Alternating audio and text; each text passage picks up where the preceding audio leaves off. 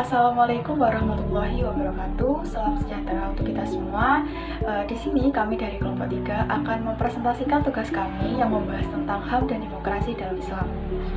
Untuk sebelumnya, izinkan saya memperkenalkan anggota kelompok 3. Yang pertama, Firya Rona dengan NIM 21091030212. Yang kedua, Tarisya Ayu dengan NIM 2108102101115. Yang ketiga, Wahyu Gilang dengan NIM 2108102011113. Yang keempat, Tirza Yurita dengan NIM 21081011090. Yang kelima, Elita Maulidia dengan NIM 2108102011061. Dan yang terakhir ada Zeta Azira dengan NIM 2101101011004. Untuk sub tema yang akan kami bahas yaitu ada 7. Yang pertama, definisi dan konsep HAM dalam Islam. Yang kedua, sejarah HAM. Yang ketiga, macam-macam HAM. Yang keempat, demokrasi dalam Islam.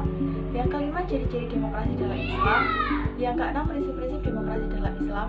Dan yang terakhir yaitu kasus HAM dan demokrasi dalam Islam.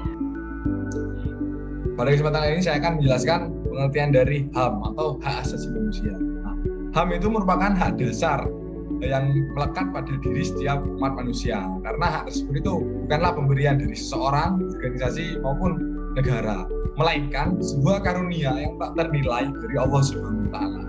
Nah, akan tetapi banyak manusia, termasuk diantaranya umat Muslim sendiri ini tidak menyadari akan eksistensi hak tersebut. Padahal mengetahui hak dan kewajiban itu sangatlah penting bagi setiap orang. Nah, hak asasi manusia dalam sudut pandang Islam itu adalah hak yang melekat pada diri manusia yang bersifat kodrati dan fundamental sebagai suatu amanah dan anugerah Allah Subhanahu wa Ta'ala yang harus dijaga, dihormati dan dilindungi oleh setiap individu, masyarakat maupun kelompok atau negara. Al-Quran dan As-Sunnah sebagai pedoman hidup seluruh manusia itu sudah mengatur hak-hak tersebut. Karenanya setiap manusia harus mengetahui hak-haknya dan siap memperjuangkan selama tidak bertentangan atau melampaui batas hak-hak orang lain. Nah, kemudian selanjutnya adalah konsep dari HAM. Terdapat sedikit perbedaan pandangan mengenai konsep dari HAM ini. Menurut sudut pandang Barat, HAM ini bersifat antroposentris, yang artinya segala sesuatunya bersifat berpusat pada manusia. Nah, dengan demikian manusia ini sangat dipentingkan karena ukuran kebenarannya itu bersifat subjektif. Jadi setiap individu itu berbeda-beda pandangannya. Bisa jadi menurut si A ini hal yang dilakukan benar, tapi menurut si B ini salah. Nah, untuk membatasi hal tersebut biasanya dalam sudut pandang Barat ini dibatasi oleh undang-undang yang berlaku, undang-undang HAM atau semacamnya. Nah, sedangkan menurut pandangan Islam, HAM itu bersifat teosentris. Artinya segala sesuatunya itu sudah diatur kepada Tuhan atau berpusat pada Tuhan. Karena yang ukuran kebenarannya itu ya berpusat pada Tuhan dengan batasan-batasan tadi Al-Quran atau Sunnah, sehingga di sini lebih jelas akan hal-hal yang benar dan yang batil gitu. Selanjutnya, di sini saya akan menjelaskan tentang sejarah dari HAM. Yang pertama, menurut Konstitusi Barat, dimulai dari Magna Carta pada tahun 1215, piagam perjanjian antara Raja John dari Inggris dengan para bangsawan disebut Magna Carta. Isinya adalah pemberian jaminan beberapa hak oleh raja kepada para bangsawan beserta keturunannya, seperti hak untuk tidak dipenjarakan tanpa adanya pemeriksaan pengadilan. Kemudian dilanjutkan oleh Bill of Rights di Inggris pada tahun 1689.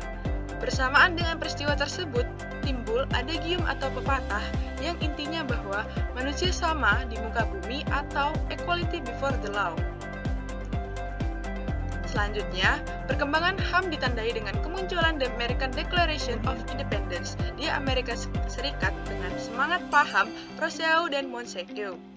Kemudian, yang keempat, pada tahun 1789 lahir The French Declaration, di mana hak-hak asasi manusia ditetapkan lebih rinci lagi, kemudian menghasilkan dasar-dasar negara hukum atau the rule of law. Dalam dasar-dasar ini, di antara lain, dinyatakan bahwa tidak boleh terjadi penangkapan dan penahanan yang semena-mena, termasuk ditangkap tanpa alasan yang sah atau ditahan tanpa surat perintah. Dan yang terakhir, ada deklarasi PBB atau deklarasi Wina pada tahun 1993. Dalam perkembangan selanjutnya, untuk memperjuangkan hak-hak asasi manusia, terjadilah penandatanganan pernyataan bersama antara kepala-kepala negara barat, yaitu yang disebut dengan Universal Declaration of Human. Nah, sedangkan menurut Islam, ditandai dengan adanya Piagam Madinah atau Mitsaqul Madinah yang dideklarasikan oleh Rasulullah pada tahun 622 Masehi, yang merupakan hak asasi manusia dalam Islam tentang aturan yang berlaku bagi masyarakat Madinah yang dipimpin oleh Nabi. Adapun dua landasan pokok dalam Piagam Madinah.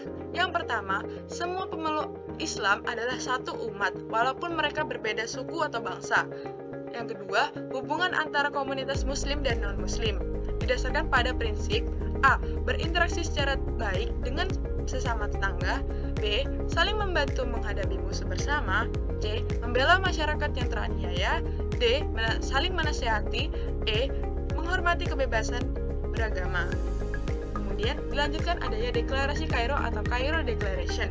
Konsep ini ditetapkan pada tanggal 5 Agustus 1990, yang mana hak-hak asasi manusia hasil rumusan negara OI atau Organization of the Islamic Conference atau Deklarasi Kairo berisi 24 pasal tentang HAM berdasarkan Al-Quran dan Sunnah dalam penerapan dan memiliki realitasnya. Ada persamaan antara hak-hak asasi manusia dengan The Universal Declaration of Human Rights yang dideklarasikan PBB pada tahun 1948. Pada slide selanjutnya, di sini saya akan menjelaskan tentang macam-macam dari HAM. Yang pertama, ada hak hidup. Menurut Kisah Al-Maidah ayat 32, yang artinya, oleh karena itu kami tetapkan suatu hukum bagi Bani Israel bahwa barang siapa yang membunuh seorang manusia bukan karena orang itu membunuh orang lain atau bukan karena membuat kerusakan di muka bumi, maka seakan-akan dia telah membunuh manusia seluruhnya. Kemudian yang kedua, hak kebebasan beragama. Berdasarkan Kisah Al-Baqarah ayat 256, artinya tidak ada paksaan dalam menganut agama Islam. Sesungguhnya telah jelas perbedaan antara jalan yang benar dengan jalan yang sesat. Barang siapa ingkar kepada tagut dan beriman kepada Allah, maka sungguh dia telah berpegang teguh pada tali yang sangat kuat dan tidak akan putus. Yang ketiga, hak mendapatkan ilmu atau pendidikan. Artinya, menurut Kisah At-Taubah ayat 122, dan tidak sepatutnya orang-orang mukmin itu semuanya pergi ke medan perang. Mengapa sebagian dari setiap golongan di antara mereka tidak pergi untuk memperdalam pengetahuan agama mereka untuk memberi peringatan kepada kaumnya apabila mereka telah kembali, agar mereka dapat menjaga dirinya. Yang keempat, hak kehormatan diri. Berdasarkan Kisah Al-Hujurat ayat 13, wahai manusia, sungguh kami telah menciptakan kamu dari seorang laki-laki dan seorang perempuan. Kemudian kami menjadikan kamu berbangsa-bangsa dan bersuku-suku agar kamu saling mengenal. Sesungguhnya yang paling mulia di antara kamu di sisi Allah ialah orang yang paling bertakwa. Dan yang kelima yaitu hak memiliki. Berdasarkan Kisah Al-Jatsiyah ayat 12 dan 13, yang artinya Allah lah yang menundukkan lautan untukmu supaya kapal-kapal dapat berlayar padanya dengan seizinnya, dan supaya kamu dapat mencari karunia-Nya, dan mudah-mudahan kamu bersyukur. Kemudian ayat 13 yang berarti, dan Dia telah menundukkan untukmu apa yang di langit dan apa yang di bumi semuanya, sebagai rahmat daripadanya. Selanjutnya, saya akan menjelaskan tentang demokrasi dalam Islam. Secara etimologis, demokrasi merupakan gabungan antara dua kata dari bahasa Yunani, yaitu demos yang berarti rakyat dan kratein atau kratos yang berarti kekuasaan.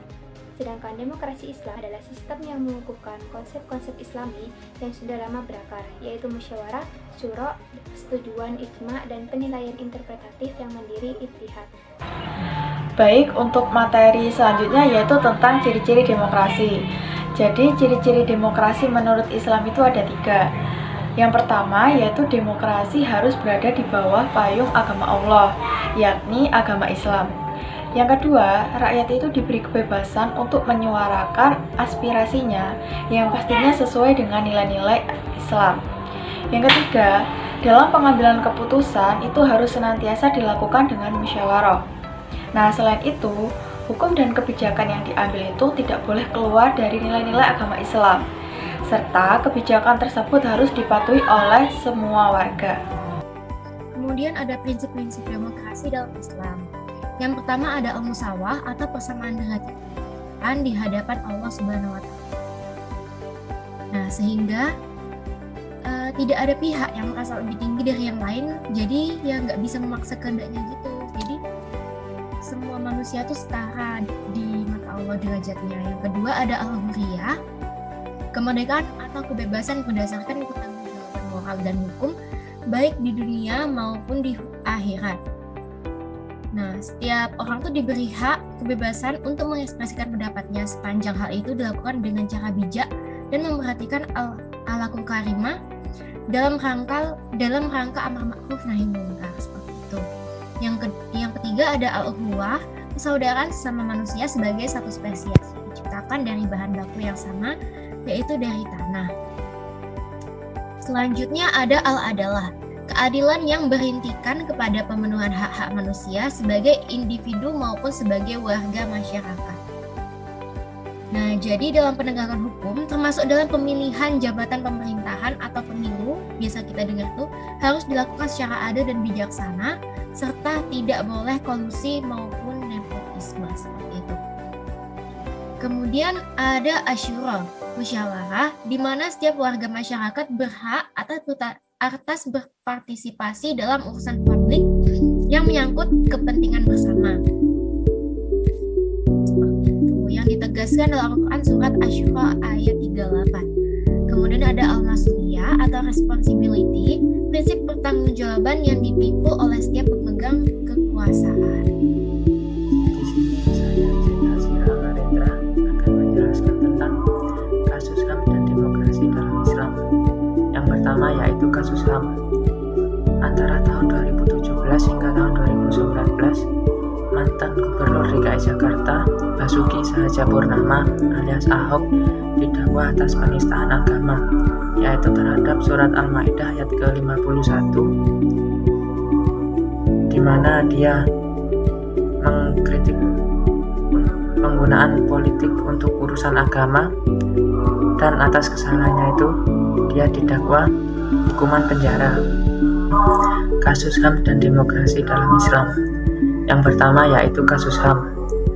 Antara tahun 2017 hingga tahun 2019, mantan Gubernur DKI Jakarta Basuki Sahajapurnama alias Ahok didakwa atas penistaan agama, yaitu terhadap surat Al-Maidah ayat ke-51,